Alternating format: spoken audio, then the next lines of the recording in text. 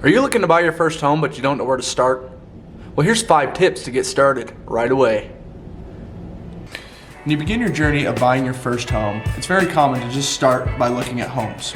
You find your dream home, you absolutely love it. You mentally move yourself into that home, buy a new TV, a new couch, and a crib for a baby you don't even have.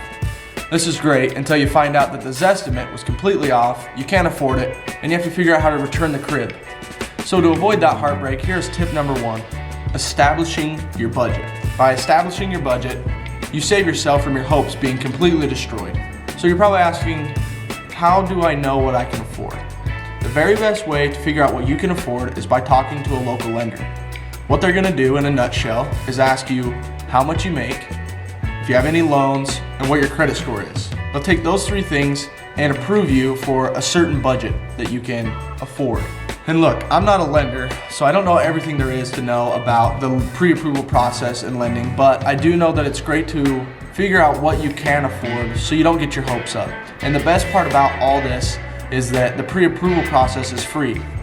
If you're young like me, the price range is going to be a lot lower and the houses are going to be a lot less perfect. Actually, none of them are going to be perfect. So that brings me into tip number 2, and that is to learn some handyman skills. A lot of these homes are going to be outdated, run down, gross, disgusting. And so my second tip is to learn some handyman skills so you can fix up these houses to your standard of living. No one has ever said, dang, I wish I didn't know how to paint, or I would just save money if I didn't know how to patch drywall. It's a great idea to learn these skills so you can put value into your home without having to hire a professional. My wife and I recently bought a home that was pretty trashed. There was drywall that was just ripped off by the dogs, ripped off the wall. There was pee in every single corner of every single room in the whole house, on the carpet, disgusting. And the bathroom was gross. It was an old tub, old cultured marble. It was just ugly. Starting out, I didn't know a lot about electrical or drywall or painting. We just went for it. Watched some YouTube videos and we went for it. And that was really the funnest part about it, is just trying something new and learning how to do something.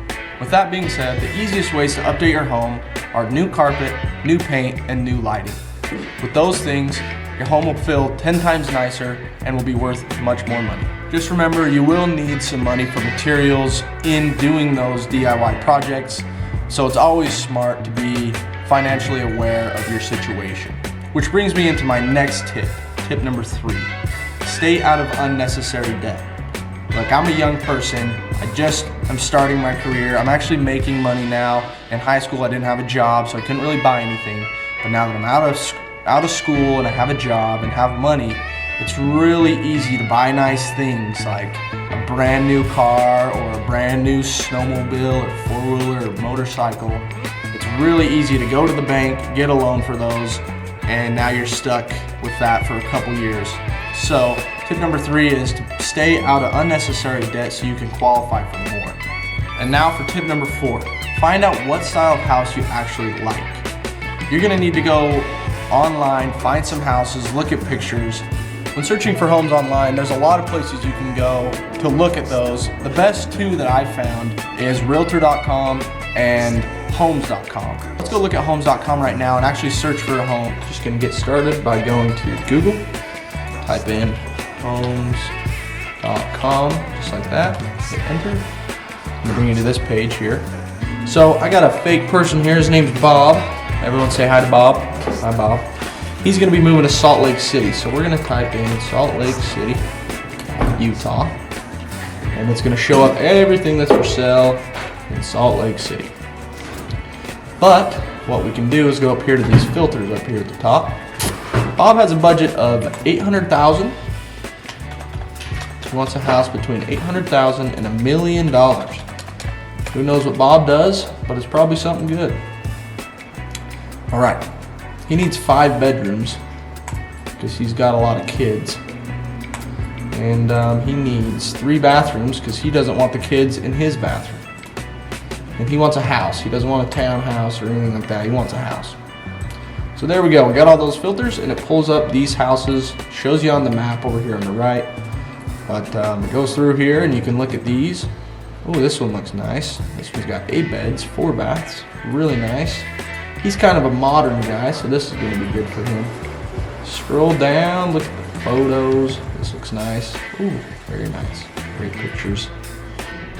Now that you've found some houses on homes.com, I bring you to tip number 5, which is to hire a real estate agent, which you can also find on homes.com, and we're gonna go do that right now. Say you wanna look for an agent in Salt Lake City. Bob's looking for an agent in Salt Lake City. Places. Salt Lake. All right, here's some people who have done some work in Salt Lake City. There's a bunch of them. Let's say you wanna narrow it down. Home type, house. Bob wants a house. Sales range, 800,000 to $1 million. Buyer date. So let's see those. Okay, we can go through here and pick any one of these realtors that we see fit. Let's look. This guy looks reasonable. He's got a nice picture. Got a video. Justin works for Remax. Yeah, why not? Let's send Justin a message. Then you send him a message and you get working with him. Tell him the houses you liked. And there you go. Quick recap before we end. 1, establish a budget. 2, learn some handyman skills. 3, stay out of unnecessary debt. 4, find the style of home you like. And 5, find a realtor that you trust who can help you through the buying process. That's all I have for you today. See you next time.